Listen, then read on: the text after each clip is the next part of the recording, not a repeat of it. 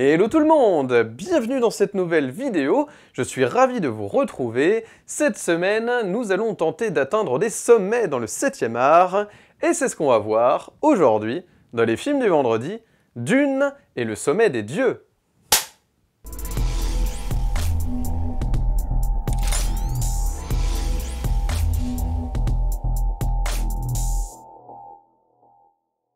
Salut à tous et bienvenue dans les films vendredi. Aujourd'hui, j'ai le plaisir de revenir sur deux films radicalement opposés, si ce n'est sur la thématique de l'affirmation de soi et du sommet qui a un petit rapport avec la Dune. Voilà, j'ai trouvé que ça pour les lier. Pour vous parler aujourd'hui donc de deux films, j'ai trouvé que ça pour les justifier. Donc je vais commencer tout de suite par le Dune, film très attendu, ou en tout cas mitigé dans la hype des cinéphiles, il y a un petit peu toutes les écoles.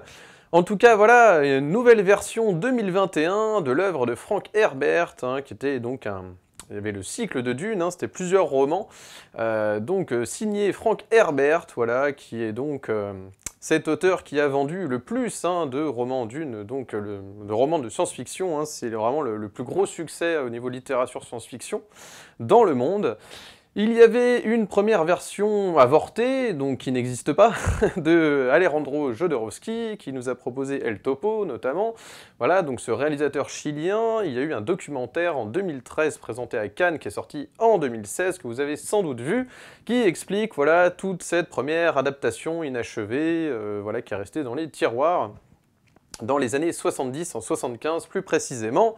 Et donc ce projet était avorté, il y avait toute une histoire avec Orson Welles qui devait jouer dedans, Salvador Dali, c'était le groupe Pink Floyd qui devait assurer la bande originale, il y avait également Mobius, Jean Giraud, de son vrai nom, l'auteur de Blueberry, une série de BD qui avait fait tous les storyboards, donc voilà, une œuvre passionnante, ce documentaire, je vous le conseille. On apprend vraiment beaucoup de choses sur ce film donc, qui n'a jamais vu le jour, donc un peu à la manière de L'Enfer de Clouseau. Vous voyez, il y a plein de films comme ça, fantasmés, le Superman de Burton et plein d'autres. Ça pourrait faire un thème de vidéo d'ailleurs, tous ces projets inachevés. Donc c'est passionnant, Jodorowsky, le documentaire sur sa version de Dune qui n'a jamais vu le jour, je vous la recommande. Ensuite, donc, je passe un petit peu l'historique de toutes les adaptations. Donc, la première vraie adaptation, qui n'a rien à voir avec le projet avorté, je précise, de Jodorowsky, c'est bien sûr celle de David Lynch. Nous sommes en 1984 et Kyle MacLachlan interprète le rôle principal de Paul Atreides. Voilà, donc... C'était la toute première adaptation qui fut un semi-échec, mais qui dit semi-échec dit semi-succès, voilà, ça dépend si on voit le verre à moitié plein ou le verre à moitié vide, c'est toujours pareil. Mais voilà, donc une première adaptation controversée, disons, voilà, pas très grand public, pas facile d'accès, on va dire ça comme ça. Donc voilà, elle n'avait pas totalement rencontré son public, en tout cas le large public, le grand public. Et donc nous nous retrouvons ensuite dans les années 2000, au début des années 2000, il y avait une mini-série pour la chaîne Sci-Fi, donc c'était en 3 parties, c'est ça, je l'avais vu, j'étais pas captivé par cette série, je vous avoue. Je crois d'ailleurs que j'avais commencé par voir la série, vous voyez, bizarrement, avant de voir le film de Lynch. Et c'est vrai que le film de Lynch voilà, m'avait paru assez extravagant, c'est rien de le dire, mais pas forcément... comment dirais-je, durable dans le temps, c'est-à-dire que je trouve un peu kitsch aujourd'hui, et je trouve que le montage et le récit est un peu difficile en fait pour le public mainstream, disons, enfin je vais dire ça comme ça, en tout cas grand public, quoi, donc c'est vrai que c'est pas une histoire qui était très facile d'accès. Alors du coup, je me suis dit, effectivement, comme beaucoup d'entre vous, j'imagine que cette version de Dune de Denis Villeneuve pourrait être peut-être un petit peu plus... de la rendre plus digeste pour le grand public. Bah écoutez, en effet, alors je vais quand même revenir avant sur l'histoire, brièvement. Il s'agit donc d'un vaste empire galactique qui s'appelle l'Imperium, et donc dans cet Imperium, il y a un empereur qui va solliciter l'aide du duc Leto, le chef des Atreides, pour lui confier la mission d'occuper une nouvelle planète, voilà, donc la planète Arrakis, donc qui est la fameuse Dune, et qui était initialement occupé par les Harkonnen, voilà, donc tribu qui a fait par le passé la guerre aux Atreides, donc voilà, il trouve ça un peu curieux, donc sentant un petit peu le piège, il va ramener sa famille avec lui, le duc Leto, donc incarné par Oscar Isaac, donc il partira avec Paul, Atreides, et sa concubine, Dame Jessica, interprétée par Rebecca Ferguson. Paul Atreides, donc, sous les traits de Timothée Chalamet, hein, qui fait suite donc à Cal MacLachlan, hein, dans le rôle à l'époque du film de Lynch. Ce jeune qui n'est pas très sûr de lui, qui voilà, se retrouve dans cette famille aristocrate, qui ne sait pas trop comment voilà, tracer son chemin, il va devoir être l'héritier du duc, alors voilà, grosse pression, hein, énorme. Donc sa mère essaye de le préparer, voilà, hein, cette mission, à devenir un homme, hein, c'est un petit peu ça aussi le thème du film. Donc elle va l'emmener voir donc la révérende mère, voilà, de la sororité Bene Gesserit, voilà, c'est ça. J'essaie de suivre un peu tous les, tous les noms, c'est vrai que c'était voilà, Bene Gesserit, dont sa mère, hein, elle-même fait partie. Donc interprété par Charlotte Rampling, donc voilà, ça va être le moment où Paul Atreides va devoir faire ses preuves pour prouver son courage avec cette fameuse, ce fameux test où il doit mettre la main dans une espèce de boîte, et en fait, voilà, il a énormément de souffrances qui arrivent en lui, et donc il doit passer ce crash test pour pouvoir devenir un homme, et peut-être vérifier aussi que ce soit vraiment l'élu qui pourrait un petit peu sauver donc les Atreides, et un autre peuple, hein, donc les Fremen par la suite, donc qui sont... Voilà, c'est le peuple en fait de Dune en fait, hein, voilà, qui sont là, c'est un peu comme les Indiens avec les Américains avec l'invasion des Américains avec les Indiens, voilà, c'est-à-dire que voilà, il y a un peuple qui est là, qui vit tranquillement et qui se fait évidemment coloniser, quoi, en gros, hein, c'est un petit peu ça. Voilà, pour faire simple, ça fait forcément écho à des choses de l'histoire ou à notre propre monde. Alors, il faut savoir à la base que Dame Jessica, donc, qui appartient à cette sororité, qui fait que normalement elle doit engendrer une fille, et finalement, c'est un fils qu'elle a mis au monde, et donc si c'est un fils, si c'est un homme, il se doit absolument d'être l'élu, sinon, voilà, sinon il y a un bug dans la prophétie. Donc voilà, donc Paul Atreides, par définition, de base, voilà, se doit d'être l'élu, donc voilà, espérons que la prophétie s'accomplisse, etc. Donc il va avoir beaucoup de visions, donc c'est là en fait où le père va être rassuré, parce qu'en fait il a des visions un peu du futur, donc voilà, on sent que c'est quand même un peu un élu, parce qu'il ressent un petit peu ce qui va se passer dans le futur, notamment sa rencontre avec une jeune Fremen, hein, Shani, qui était autrefois interprétée par Sean Young, hein, vous savez, qui était déjà dans Blade Runner, dans le rôle de Rachel, et qui est interprétée ici par Zendaya. Voilà, alors je vous dis tout de suite, vous n'allez pas beaucoup la voir dans le film, hein, si vous êtes fan de l'actrice. Hein. Il faudra espérer que la suite se fasse, parce qu'évidemment le film est en 2 parties, pour pouvoir la retrouver voilà, avec un rôle, avec plus de présence à l'écran. Voilà, parce que ce Dune, en fait, il faut savoir quelque chose quand même, c'est qu'il a été vendu comme un film, on va dire, autonome, voilà, indépendant, voilà, alors qu'en réalité, il y a deux parties de prévues. D'ailleurs, au début du film, hein, sur l'écran titre, vous avez Dune partie 1. Donc voilà, c'est le titre à l'écran, hein, et le titre officiel, c'est Dune, mais voilà, si la Warner rentre dans ses frais, il y aura bien la suite, donc en 2024. Voilà, vous savez tout sur le topo. J'anticipe un petit peu sur la suite. Alors, que penser de ce nouveau Dune? Écoutez, le point très positif que j'ai trouvé, c'est que c'est quand même une adaptation maudite, mais vraiment maudite au cinéma ou à la télévision. Et pour une fois, on a quand même une version valable, vraiment digeste, plutôt... Enfin, moi j'ai trouvé que c'était plutôt accessible pour le grand public, hein, ce qui n'était pas le cas avant. Et je trouve que c'est pas un défaut, justement, je trouve que ça permet de se rendre, de prendre part un petit peu plus à l'aventure, de se sentir un peu plus concerné, même si c'est pas toujours évident, je dois bien l'avouer, de par la direction d'acteur. Alors, voilà, je ne critique pas tout le travail visuel de Denis Villeneuve, hein, bien sûr, mais là je vais venir plutôt sur l'acting. Alors, hormis Rebecca Ferguson qui apporte en fait de l'humanité et toute l'émotion, parce qu'il y a ce rapport en fait mère-fils qui est bouleversant, donc à ce niveau-là c'est très bien rendu, mais sur tout le reste, je trouve encore que le film a tendance malheureusement à présenter des personnages comme ça, qui un peu robotisés, quoi. Il n'y a pas vraiment d'humanité qui se dégage des personnages, je trouve ça un peu dommage. C'est-à-dire qu'ils ont tendance à être un petit peu comme ça, à sortir leurs répliques de manière très sérieuse, comme ça, en se prenant très au sérieux, et en même temps en étant un peu vidés de leur substance, c'est un peu bizarre. Comme s'ils étaient un peu coincés comme ça, et donc il y a quelque chose où vous, en tant que spectateur, vous dites bon, bah c'est sympa, mais j'ai du mal à m'attacher. Donc voilà, je dirais que ça embarque pas totalement spectateur, voilà, voilà, il nous prend pas par la main Denis Villeneuve non plus pour s'intéresser véritablement à cette histoire. Cela étant, c'est un film où au moins on peut suivre l'histoire de Dune facilement, c'est-à-dire qu'on comprend. Faut s'accrocher quand même un petit peu hein, pour suivre tous les noms, etc. Il y a beaucoup de noms propres à suivre, des noms de tribus, etc. Enfin voilà, de personnages. Il y en a une grosse palette, donc c'est vrai qu'il faut quand même s'accrocher. Mais voilà, on peut tout à fait suivre l'histoire. Donc c'est quand même un voyage assez agréable.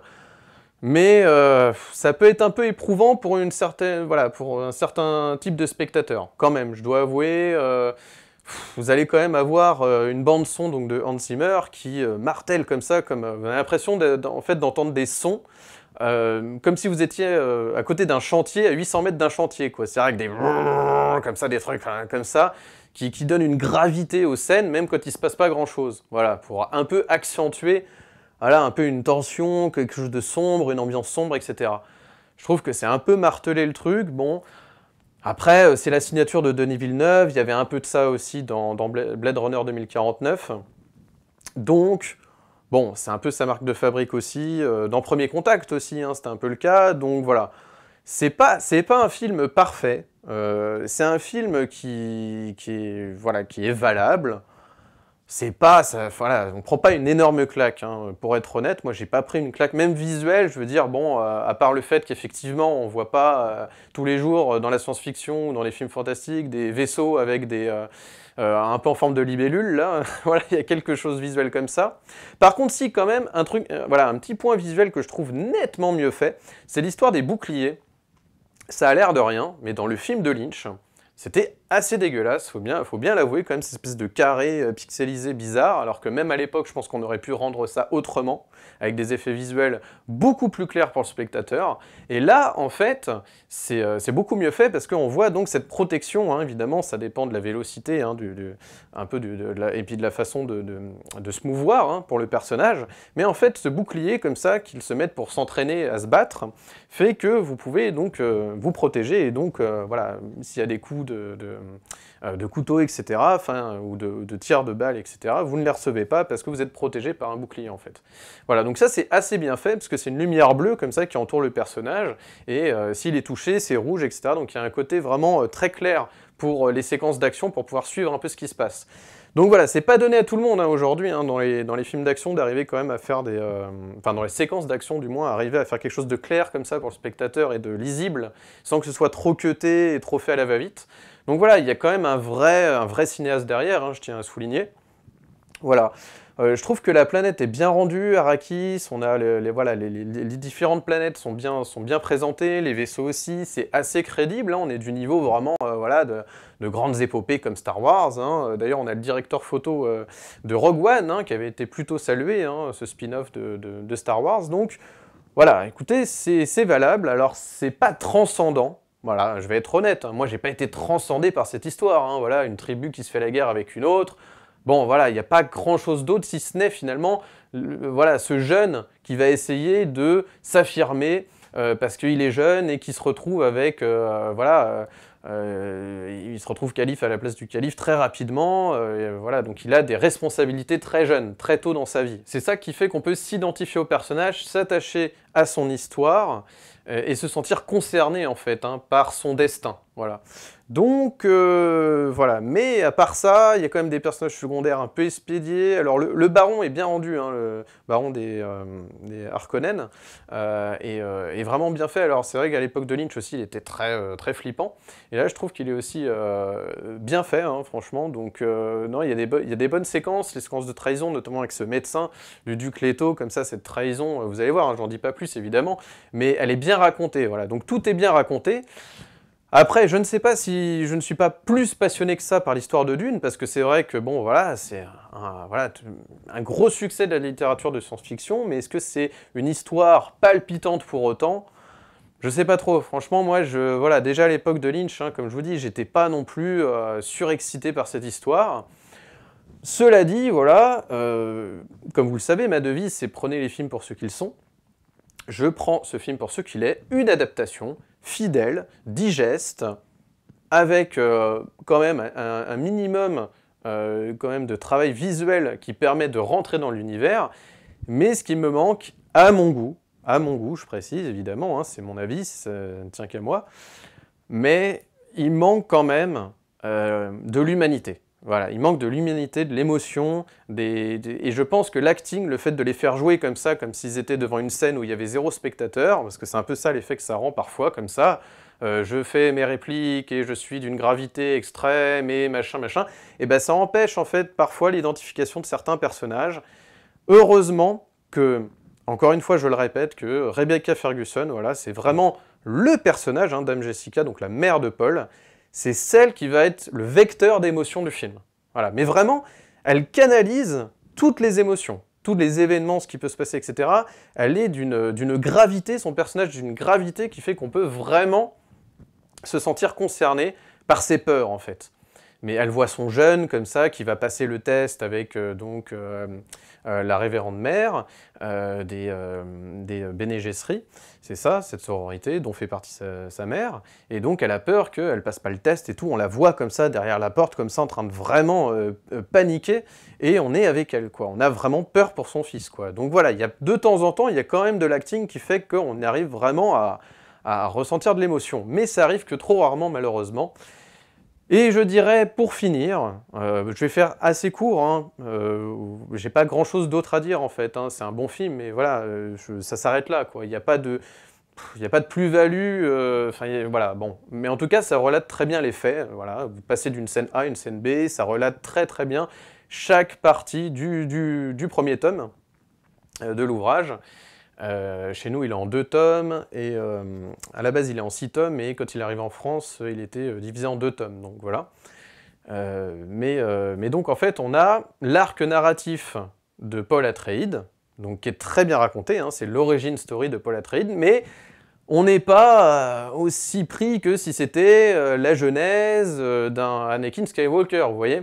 Voilà, bon, évidemment, encore une fois, c'est moins grand public, donc on peut pas comparer non plus Star Wars avec Dune, bien entendu. Mais ce que je veux dire, c'est en termes d'épopée spatiale, comme ça, bon, on a besoin quand même de s'attacher un minimum à l'histoire de ce jeune garçon, et bon, c'est surtout le rapport à la mer, encore une fois, je me répète, hein, désolé, mais c'est vraiment le rapport à la mer qui est vraiment bien traité selon moi, voilà. Donc à ce niveau-là, c'est assez palpitant, mais voilà, vous avez donc une introduction très bien faite, une bataille assez épique, mais c'est pas non plus un truc de fou, hein, c'est bien fait, mais c'est pas non plus des... Encore une fois, on n'est pas dans du Star Wars. Et ensuite, le problème, c'est que je trouve que ça rechute un peu sur la fin, au moment, en fait, où Paul est censé attaquer donc le chef des Fremen, voilà, donc pour être accepté des leurs. Et donc, parce que les Fremen, en fait, c'est une tribu ils sont partagés, en fait, entre les Atreides et les Harkonnen. Ça, voilà, on les chasse un peu de chez eux, en gros, ils sont tranquilles sur leur planète, et en fait, les 2 tribus viennent, voilà, viennent les embêter, quoi. Donc, les coloniser.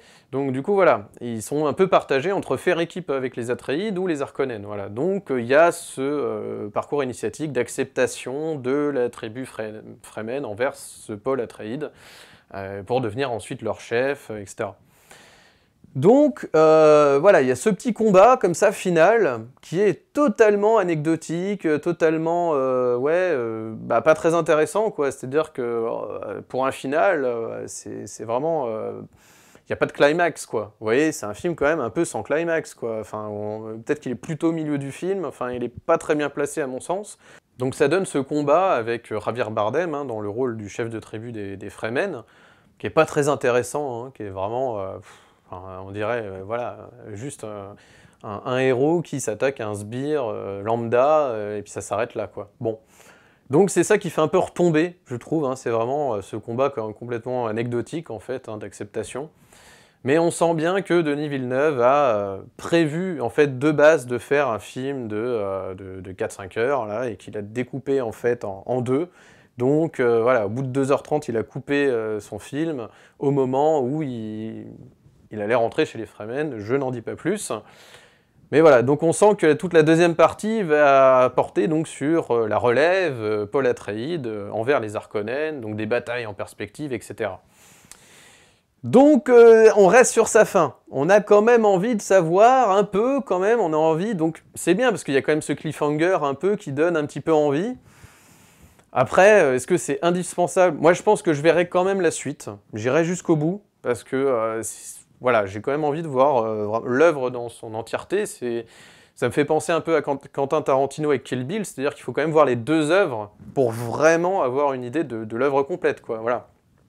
Il est vraiment prévu pour être en deux parties. C'est vraiment un film à voir en deux parties, quoi. Un vrai diptyque qui se complète, à mon avis. Donc voilà, j'ai envie d'aller jusqu'au bout. C'est quand même plutôt positif. Et j'ai envie de voir, bah oui, voilà, le développement avec Chani, hein, Paul Atreides, donc avec Chani. J'ai envie de voir ça, Timothée Chalamet et Zendaya, faisant équipe. Ça donne envie de voir quand même un peu la suite des péripéties de ces jeunes héros.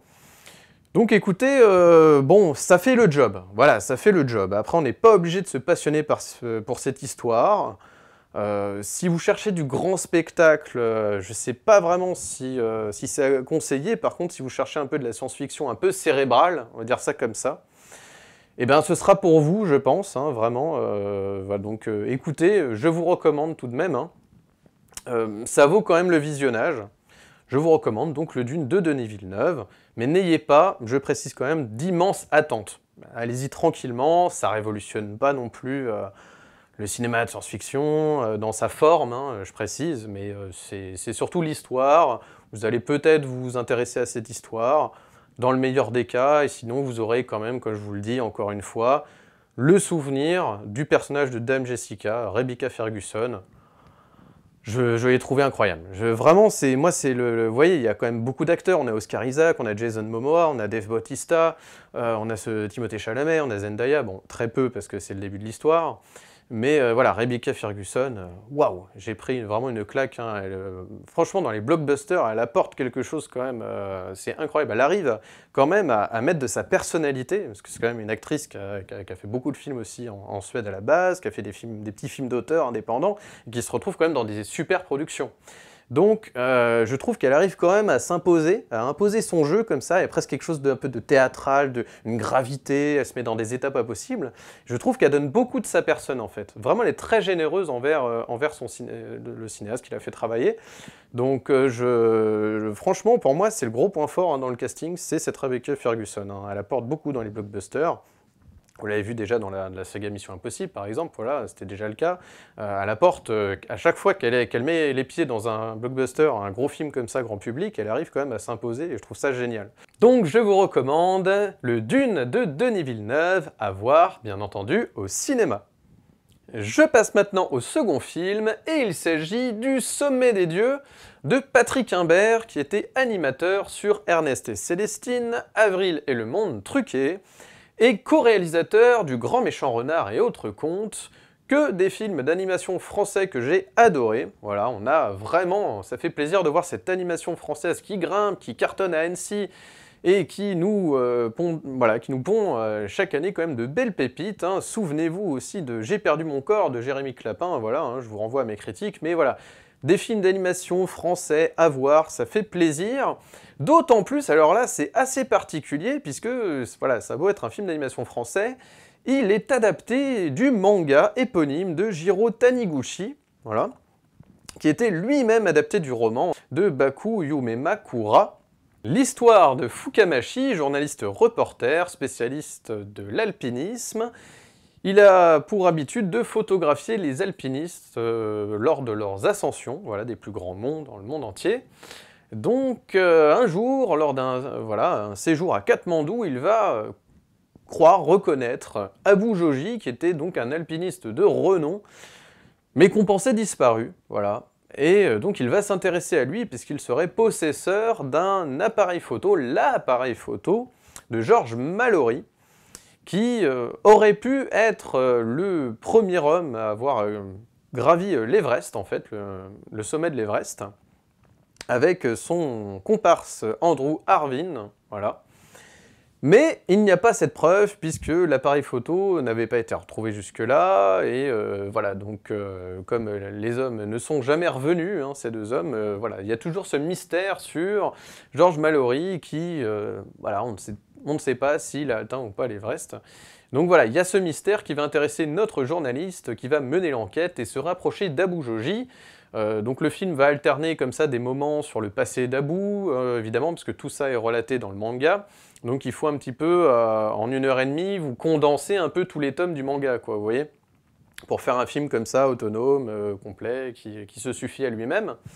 Donc c'est quand même intéressant parce que, voilà, on n'est pas perdu dans le récit, donc on voit les flashbacks comme ça sur le passé d'Abu. On voit aussi que c'est quelqu'un qui a voulu se détacher un petit peu du côté un petit peu de ses rivalités, parce qu'il voilà, y a un rival qui essaye aussi de toujours se dépasser, et il va se concentrer finalement sur ses propres aspirations, hein, sur sa propre quête en fait, hein, du sommet de l'Everest. Et donc c'est ce qui va aussi passionner donc, notre journaliste, qui va se rapprocher de lui. Donc Fukamashi et Abu vont se lier d'amitié, voilà, un peu à la manière, je dirais, de Jean Reno et de Jean-Marc Barr dans Le Grand Bleu. J'ai trouvé cette comparaison, mais c'est un petit peu ça. C'est-à-dire que vraiment, voilà, ce goût du risque, du dépassement de soi, en fait, et cette amitié naissante et qui va faire qu'ils vont essayer de se dépasser, voilà, vraiment.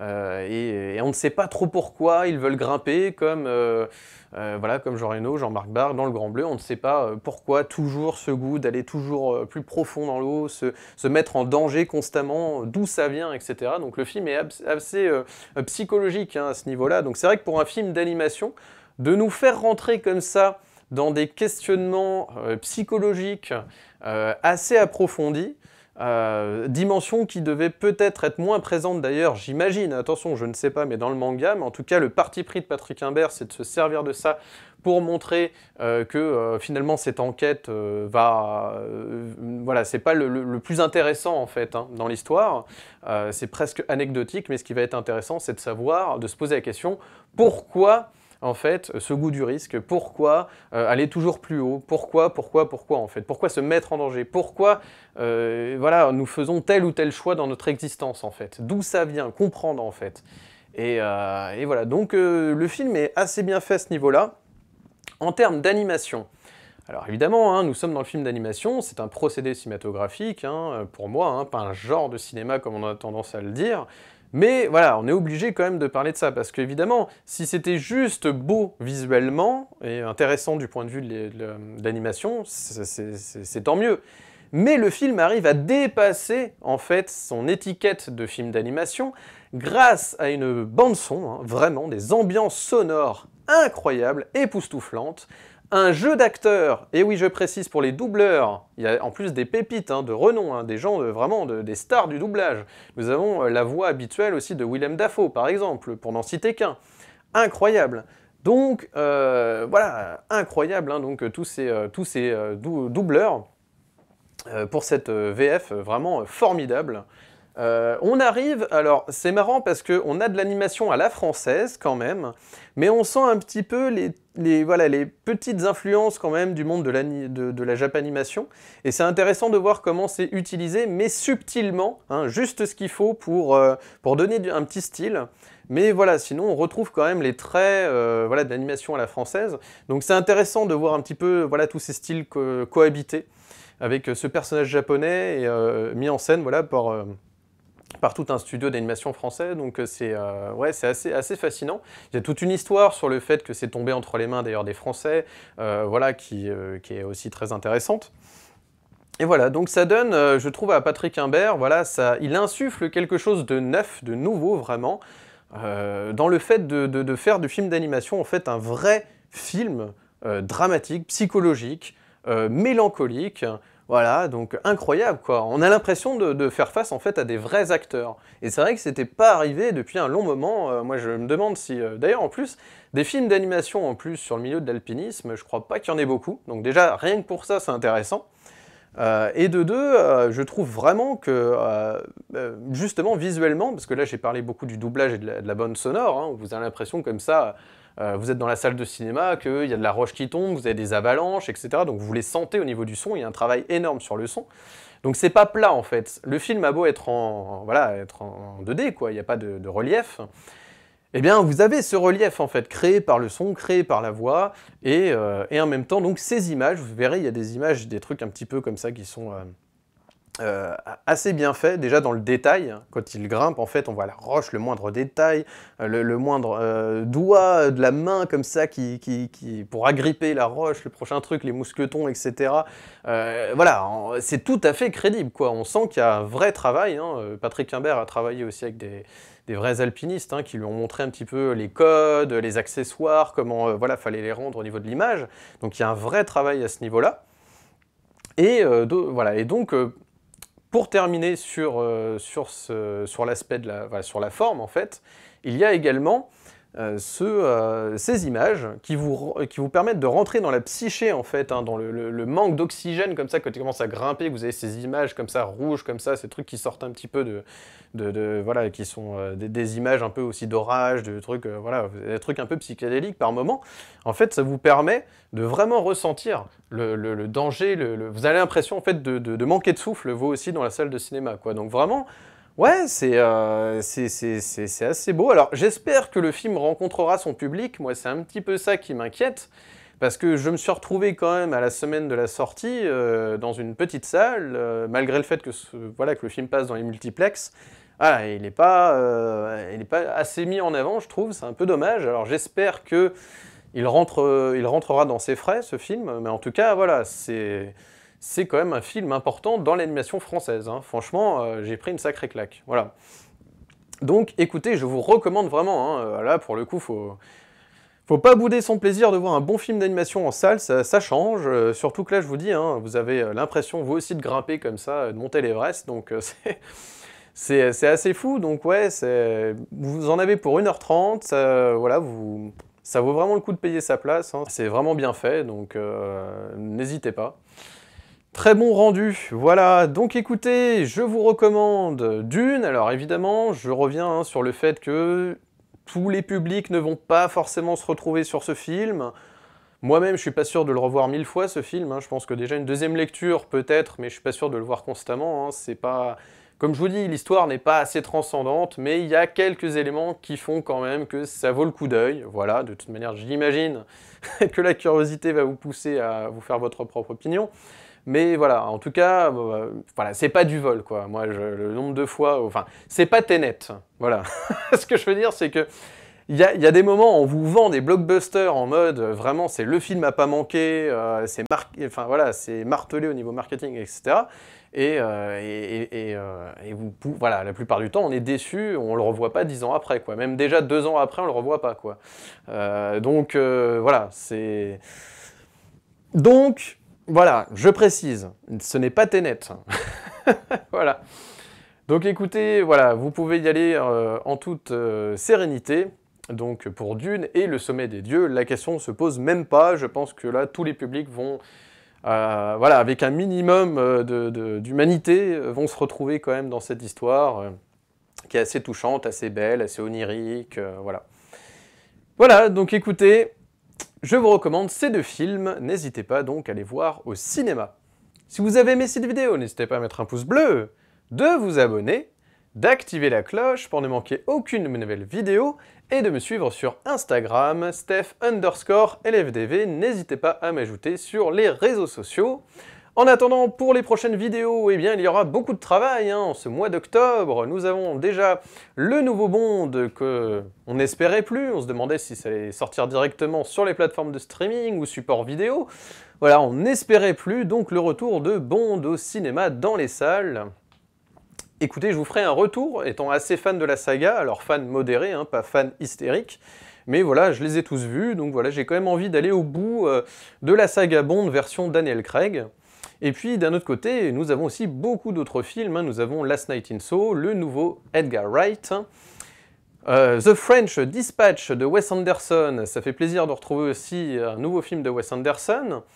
Donc voilà, et évidemment d'autres films que j'oublie, donc plutôt gâté en ce mois d'octobre 2021. Donc écoutez, pour les prochaines vidéos, hein, ça annonce du beau, donc on verra ça. En attendant, moi je vous souhaite un excellent vendredi, un excellent week-end, et comme toujours, d'ici la prochaine vidéo, n'oubliez pas, prenez les films pour ce qu'ils sont. Allez, ciao!